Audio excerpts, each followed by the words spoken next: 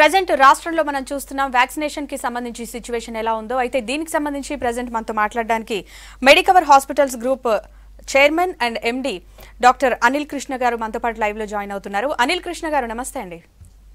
నమస్తే సార్, మీరు చూస్తూనే ఉన్నారు ఎలాంటి పరిస్థితి కనిపిస్తోందో మన స్టేట్ లో.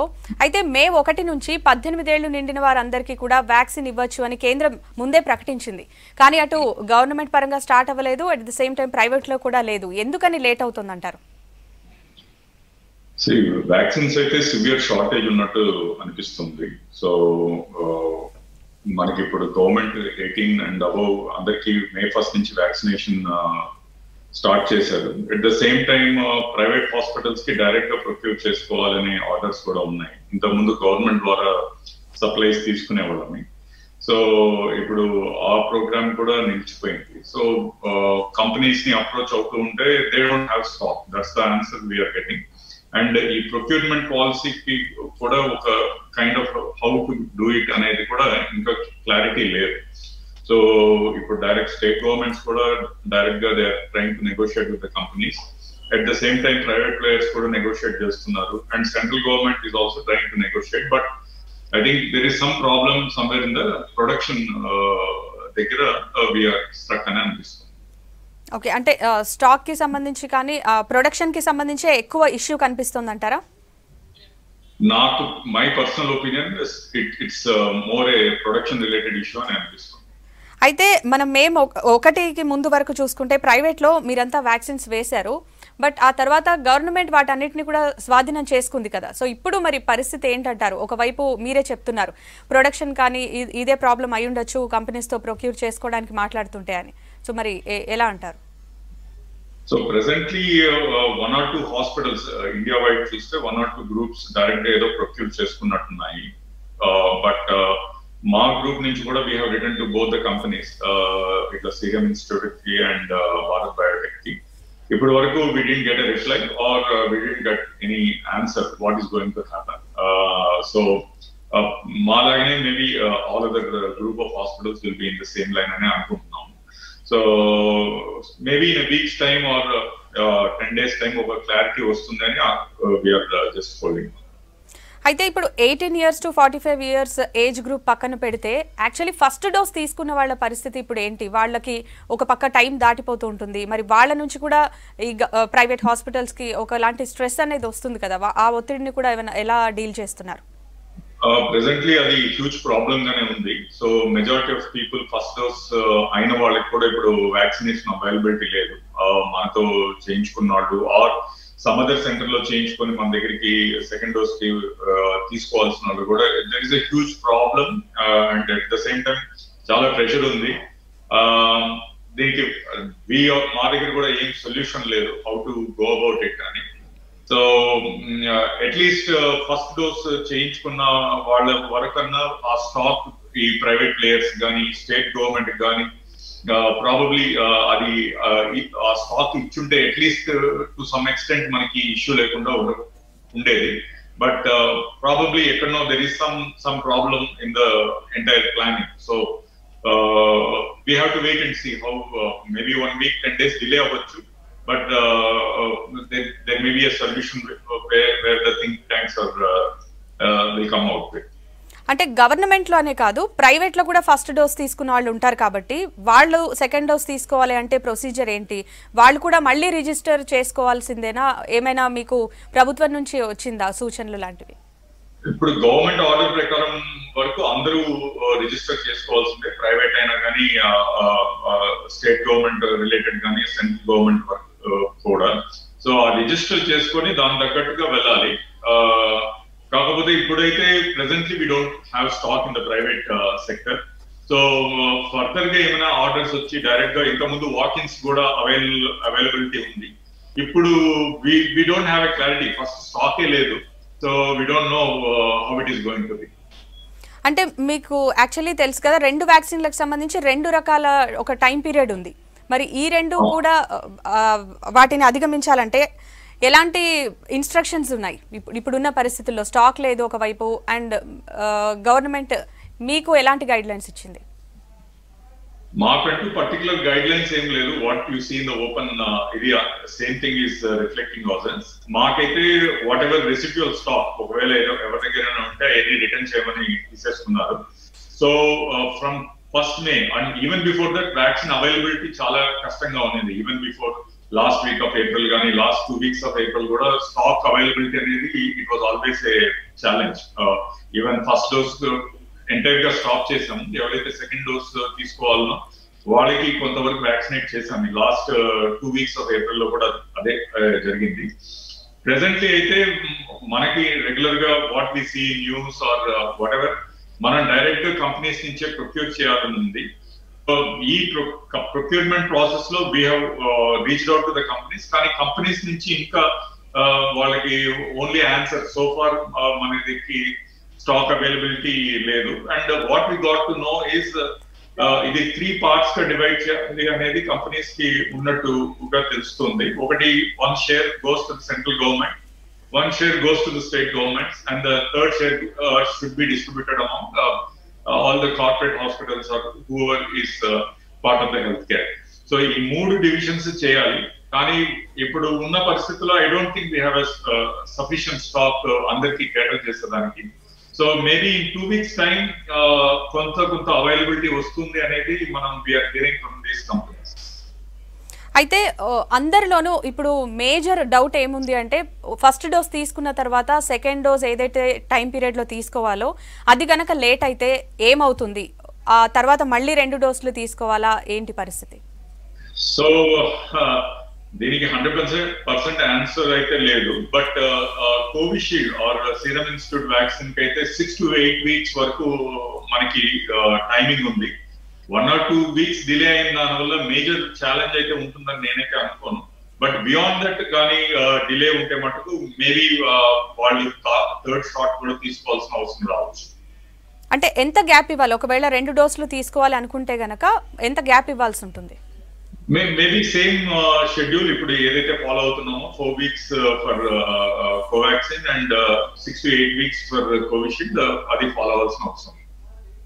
అయితే ఇప్పుడు ఓవరాల్ గా వ్యాక్సినేషన్ కి సంబంధించి ప్రక్రియకు సంబంధించి ప్రభుత్వం నుంచి మీకు ఏమైనా ఆదేశాలు ఉన్నాయా? అసలు ఒక క్లారిటీ అంటూ ఉందా? సో ఫార్ ఫ్రాంక్ గా చెప్పాలంటే దేర్ ఇస్ నో క్లారిటీ. ఆ క్లారిటీ ఆఫ్ థాట్ కూడా maybe in a week's time తెలుస్తుందని అనిపిస్తుంది. ప్రస్తుతానికైతే everyone is in dark.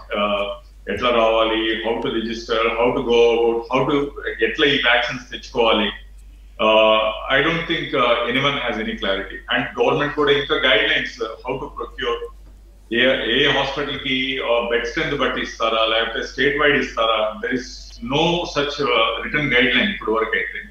So what we hear from news channels is 1 or 2 hospitals Delhi lo gaani or pan India level lo gaani like Apollo, Max or Fortis ఇట్లాంటి వాటిలో start అయింది మనం వింటున్నాం. But వాళ్ళు ఎట్లా చేస్తున్నారు, ఎట్లా ప్రొక్యూర్ చేస్తున్నారు అనే గైడ్ లైన్స్ అయితే మా దగ్గర. సో యాక్చువల్లీ మీరు చూస్తున్నారు, మీరు చెప్పినట్టుగానే మన రాష్ట్రంలో ఈ వ్యాక్సిన్ కి సంబంధించి చాలా గందరగోళమైనటువంటి పరిస్థితి కనిపిస్తోంది. ఒకసారి డోసులు లేవంటారు, ఇంకోసారి ఉన్నప్పటికీ కూడా జిల్లాలో స్టాఫ్ కి చెప్తారు ఎవరికి వేయొద్దని చెప్పి.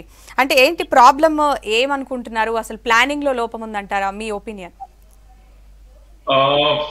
ఫ్రాంక్ గా అయితే if you ask me government of India గానీ ఆర్ స్టేట్ గవర్నమెంట్స్ గానీ which ever government it is, they should have discussed అనే కాంక్రీట్ ప్లాన్ ఒకటి చేసుకొని ఈ కంపెనీస్ ఎవరైతే వ్యాక్సిన్స్ ప్రొడ్యూస్ చేస్తున్నారో ఈ 2 కంపెనీలే కాకుండా వరల్డ్ వైడ్ ఎన్ని కంపెనీస్ ఉంటే అన్ని కంపెనీస్ ని వెళ్ళి గ్లోబల్ టెండర్స్ పిలిచి వాటిని ప్రైస్ నెగోషియేట్ చేసుకొని ఈ పాటికి ఈ అట్లీస్ట్ ఒక 30 to 40 crore doses of vaccine available గా ఉంటే ఆర్ ఎఫ్ ఇట్ ఆల్ మనం సబ్సిడైజ్ చేయాలి, ఈ కంపెనీ సబ్సిడైజ్ రేట్ ఇవ్వాలి అనే పరిస్థితి ఉంటే ఆ సబ్సిడైజ్ చేయాలన్న బ్యాలెన్స్ అమౌంట్ ని గవర్నమెంట్ షుడ్ హావ్ ఫండెడ్.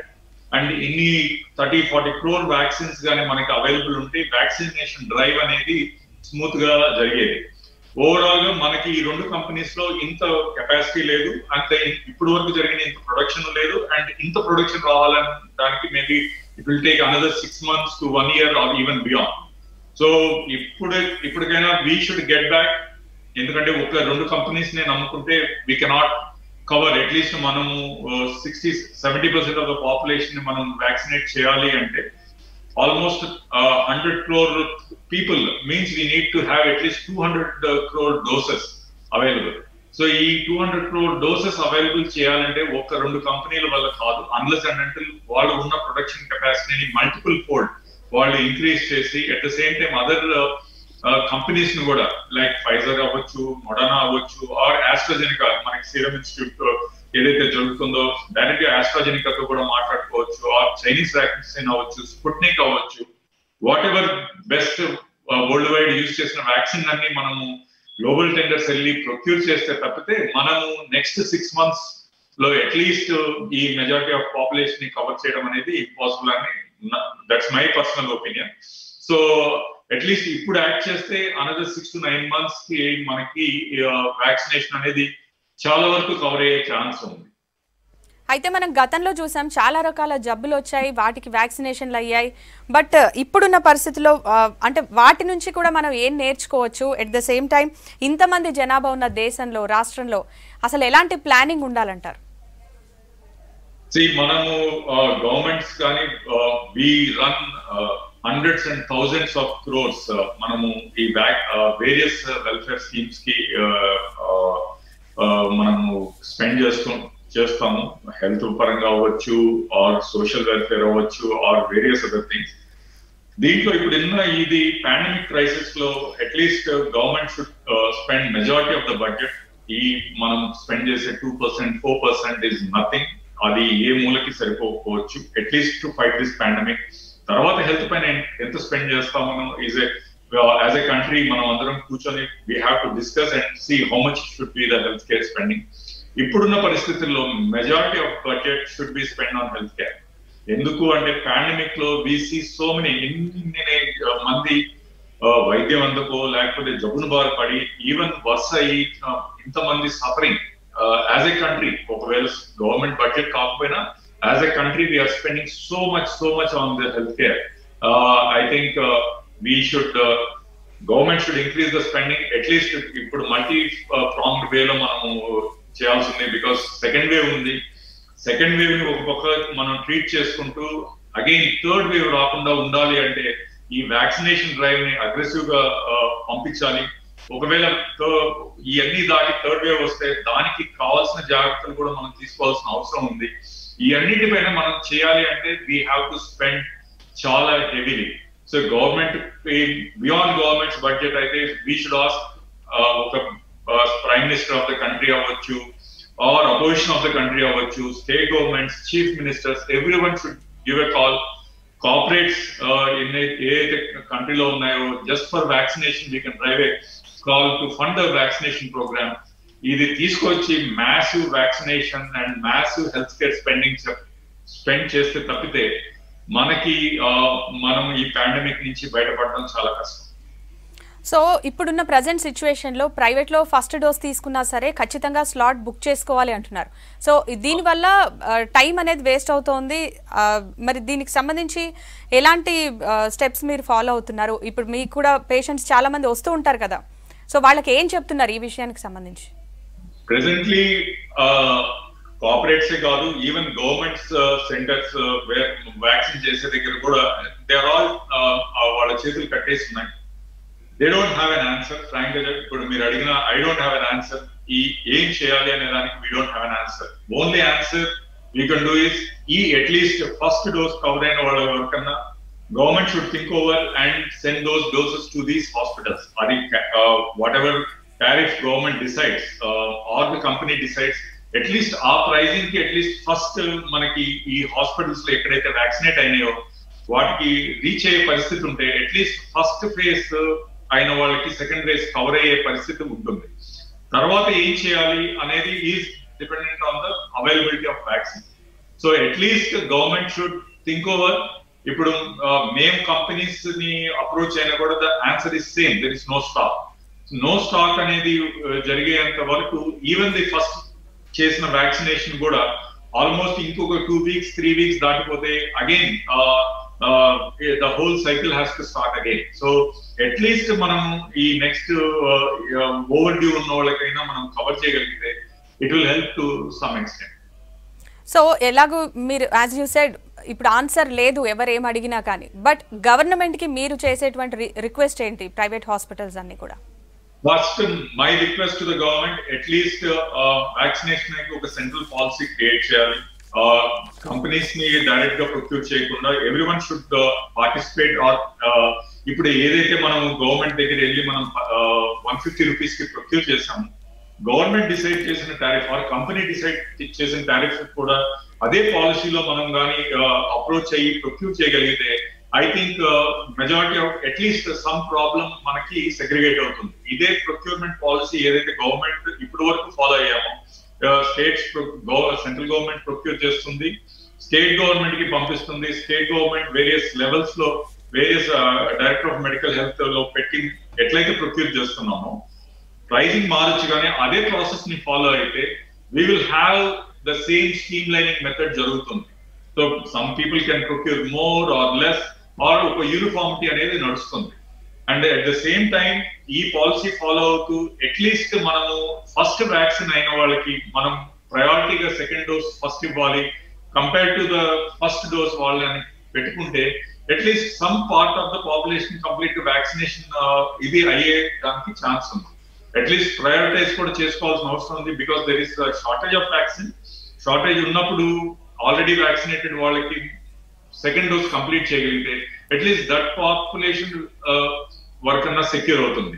ఇప్పుడు వాళ్ళని కంప్లీట్ చేయక మిగతా వాళ్ళకి మళ్ళీ ఫస్ట్ డోస్ వేస్తే everyone will be at risk. At least second dose cover చేస్తూ పోయి వీళ్ళు అయిన తర్వాత మళ్ళీ ఫస్ట్ డోస్ ని తీసుకుని రాగలిగితే at least one section of the people ఎవరైతే ఆల్రెడీ వ్యాక్సినేట్ చేయించుకున్నారో సెకండ్ డోస్ కూడా కంప్లీట్ అయితే వాళ్ళు కొంచెం సేఫ్ జోన్ కి వెళ్ళే ఛాన్స్ ఉంటుంది.